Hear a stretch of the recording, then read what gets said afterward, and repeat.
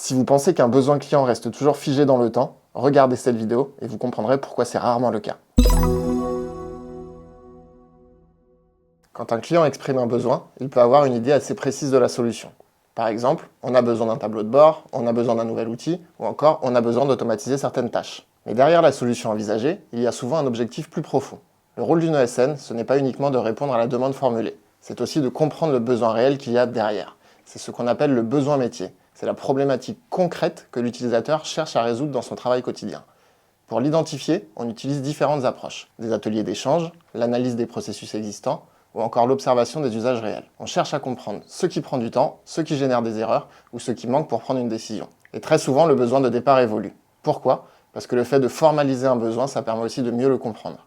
Certaines contraintes apparaissent, certaines priorités changent et de nouvelles idées arrivent. C'est pour ça qu'un projet logiciel se construit de manière progressive.